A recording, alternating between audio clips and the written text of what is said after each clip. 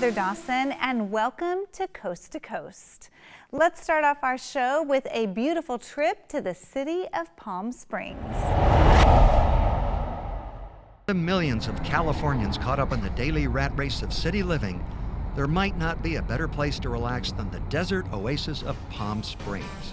A city known for its warm weather, star-studded history, and high-end resorts and spas. The perfect place to get away from it all. People tell me when they come to visit Palm Springs from wherever they may live that as they're driving down the I-10 and they see the windmills, it's like this release. They all of a sudden let go of their stress. Palm Springs offers amenities for anyone looking to relax, from fine dining to lush golf courses and luxury spas, many of which have received a recent facelift due to a renaissance in the downtown area. The city is experiencing a renaissance, if you will. Many of the hotels in Palm Springs have undergone extensive renovations. The Riviera here in Palm Springs underwent a $70 million renovation. This is a legendary resort in Palm Springs that Frank Sinatra and Sammy Davis made famous back in the 60s. They often performed here. For those looking to revisit the heydays of Hollywood, Palm Springs is rich with memories of one of the most glamorous times in California history. We actually have tours of celebrity homes as well as the mid-century modern homes that so many people want to see. And there's also a map at the visitor center that outlines to everyone where they can find some of these homes. Many celebrities lived in Palm Springs over the years. Lucille Ball, Bob Hope, Frank Sinatra. Some of the biggest names in Hollywood had homes in Palm Springs. And that includes the king of rock and roll himself, Elvis Presley. His house is now owned by locals Reno and Laura Fontana, who keep the King's home open to fans looking to get a better look at the life of an icon.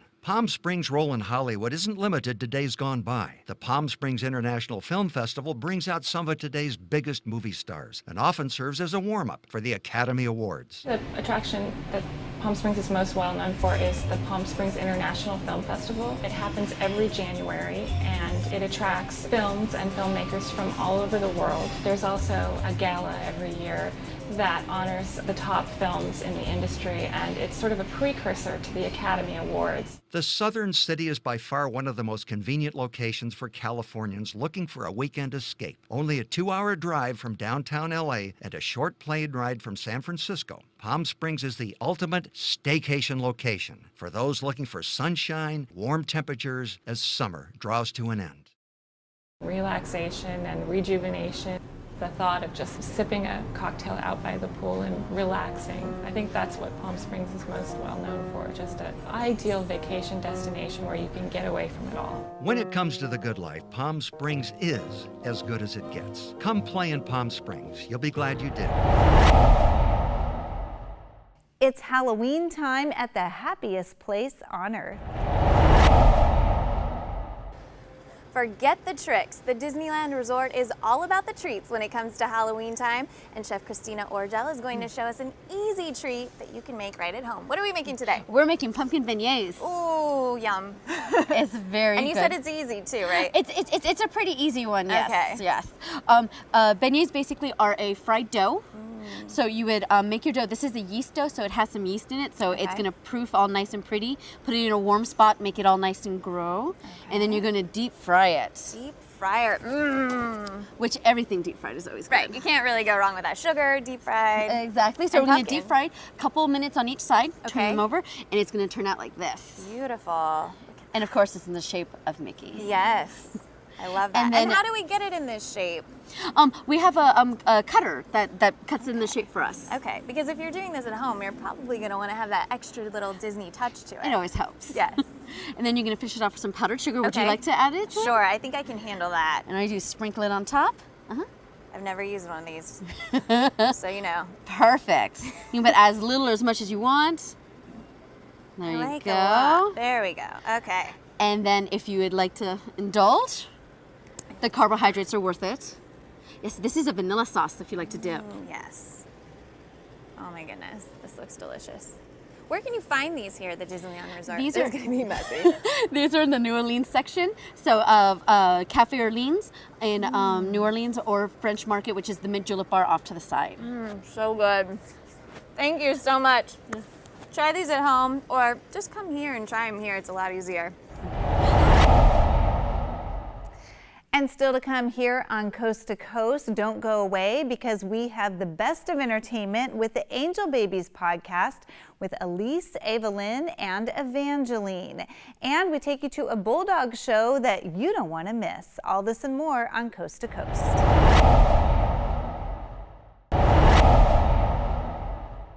It's all bull here at the specialty show tailored just for bulldogs in Ontario, California.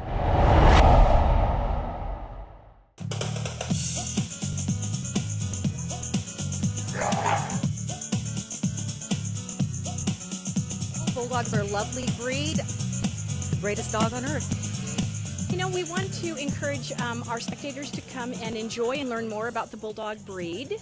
They're wonderful dogs, and it's an excellent venue to observe them and determine if they're an animal that you might like to own. This is our 93rd annual show. It's for Bulldogs only. We are the oldest Bulldog club on the West Coast, founded in 1918. So this is what's considered a specialty show, as opposed to if you went to an all-breed show where you would have every breed from a poodle to a Pekingese to a bulldog here. This is for Bulldogs only. So we have approximately 70 to 80 dogs entered each day. They're competing for points towards the championship and also for the best of breed competition. Most of our people here own their own dogs, handle their own dogs. There's very few professional handlers. So we have competitors here from Phoenix, from Las Vegas, from Northern California. Very excited. This is a really, really awesome win. Part of the dog is worth so many points. In a bulldog, 39 of the points are for the head. The big wrinkled head, the large skull, the placement of the eyes, the color of the eyes, all of those things are part of the points for the head. And then the overall shape of the body, the movement, the balance, the placement of the tail, all of those things are points. And so the ideal dog is 100 points. We try to compare each dog to the standard. So we're not actually comparing them so much to each other as we are to the standard for the breed. Beautiful day for bulldogs. And we have 76 in our what we call our regular classes, so it's a very competitive show. The Pacific Coast Bulldog Club and the Division III of the Bulldog Club of America puts on one of the most competitive venues in specialty events for bulldogs. So we're very proud of that, and the tradition continues. He just turned 7 years old. He went from the veterans class today. I am the breeder of Cooper. I've owned him since he was born. He was the #1 bulldog nationally in 2007. He's had quite a show career.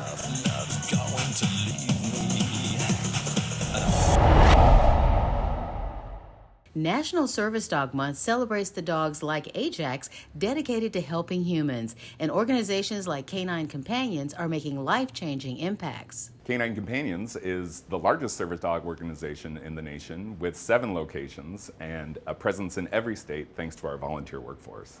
They supply the dogs free of charge, supporting people with more than 65 different types of disabilities. Ajax and other service dogs like him work every day to help people with disabilities feel more independent and comfortable when they go out in public. And you can help too by picking up a bottle of St. Francis wine. For every bottle of Sonoma County and Reserve wines purchased, St. Francis Winery and Vineyards donates $1 to bolster the mission of Canine Companions up to $100,000 annually.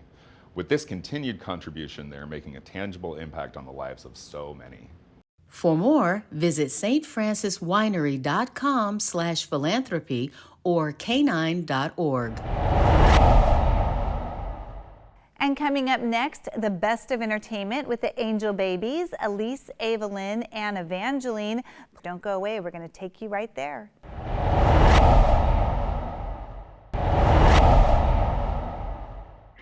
Welcome back to the Angel Baby Show. I'm Evelyn, and we're here with author Noelle Crooks, who is generating a ton of buzz for her new fiction novel, Under the Influence.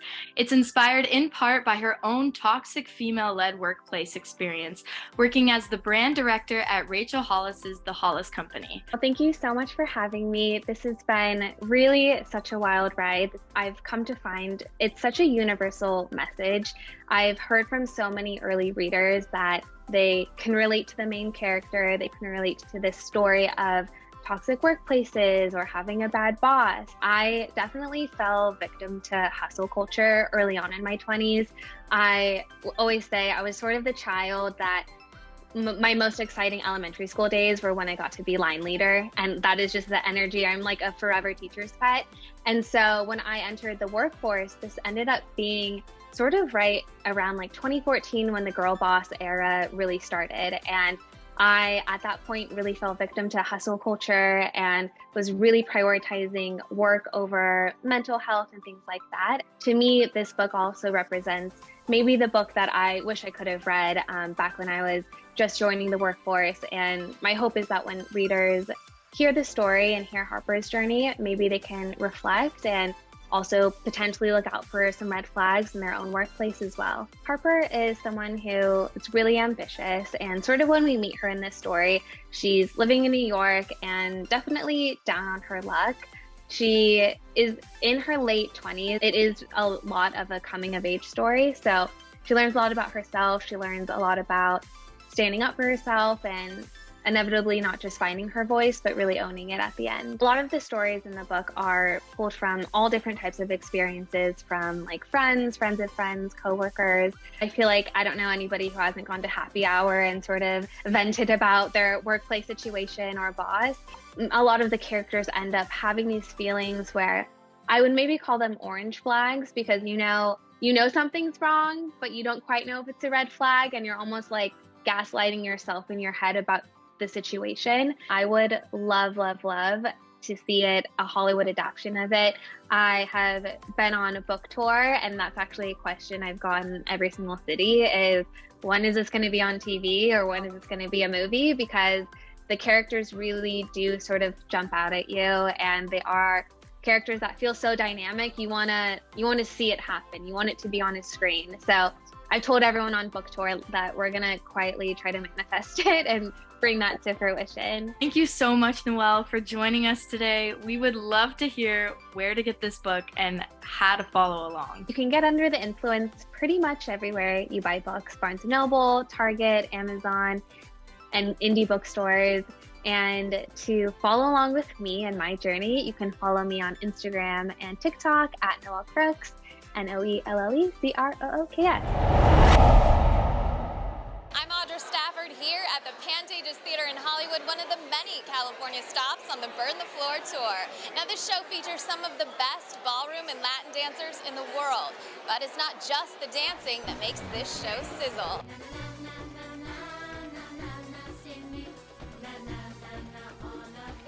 It's one of the hottest shows on tour. And right now, Burn the Floor is setting California on fire. It's called Burn the Floor. Are your feet really burning at the end? Yes, in a couple theaters, alarms went off.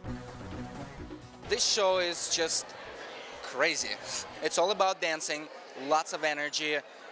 We have live percussions, we have live singers. We have 20 of the most amazing ballroom dancers from the entire world.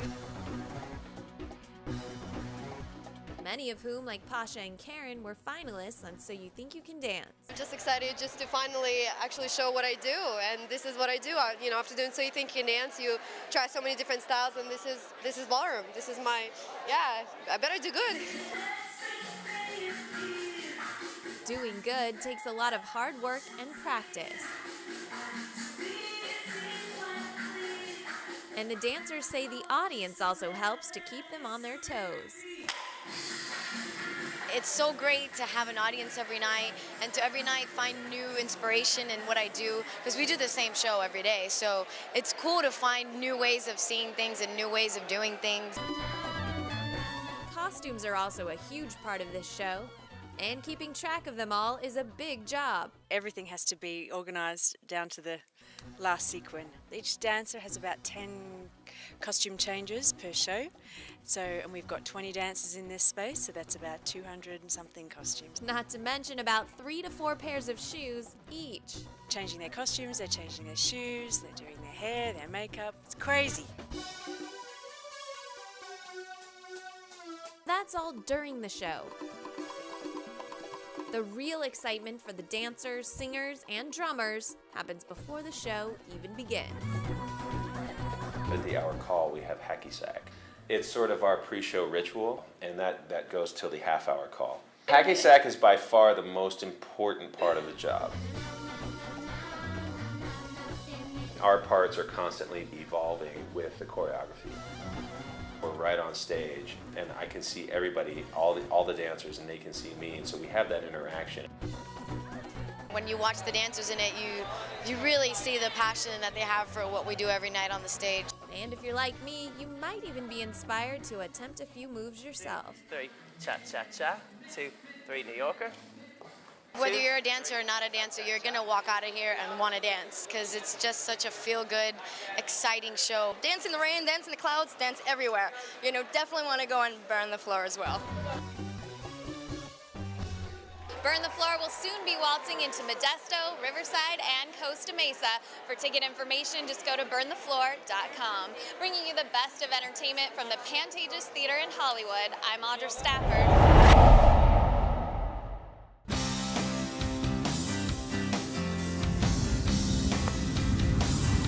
The Coachella Valley is one of the most unique locations in the country, where there are 85 different golf courses throughout the area. With a geographical location that only extends about 45 miles in length, there's likely more golf spots per capita than any other place in the country. And we found one of those little gems of that group of courses to get in a quick and inexpensive round of golf. Well, as we mentioned, there's approximately 85 golf courses here in the Coachella Valley. 40 of those are private, even though this is listed as a country club. Yes, there is a membership, but you can play as a public-private partnership, if you will. And during the summertime is when you get the best rates, obviously because it's a little bit warmer out here. But today's not a bad day. It's probably going to be less than 90 degrees. And rates are unbeatable for this time of the year. You can get super specials. I just got this super special for $8.99. So not a bad way to spend a day of golf in the Coachella Valley.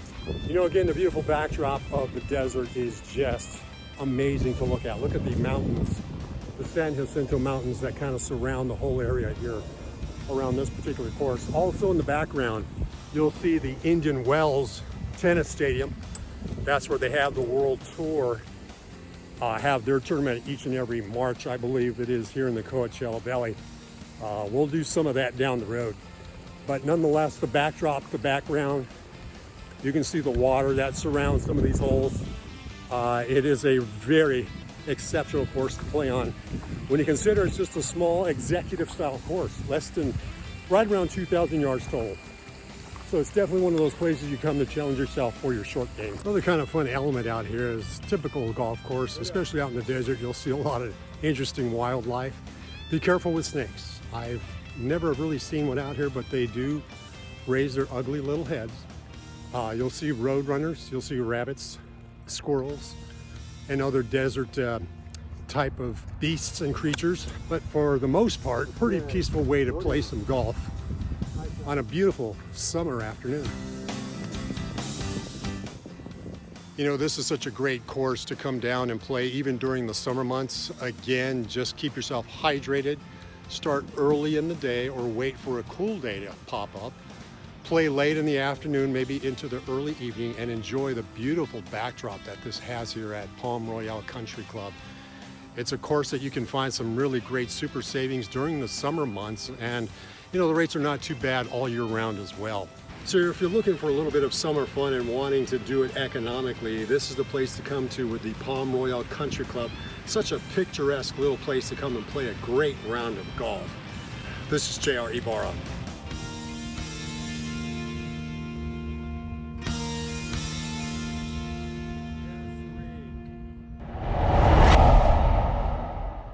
And that wraps up this episode of Coast to Coast. Thank you so much for tuning in. And if you missed any part of our show, go to our website, coasttocoast.tv. I'm your host, Heather Dawson. We'll see you next time.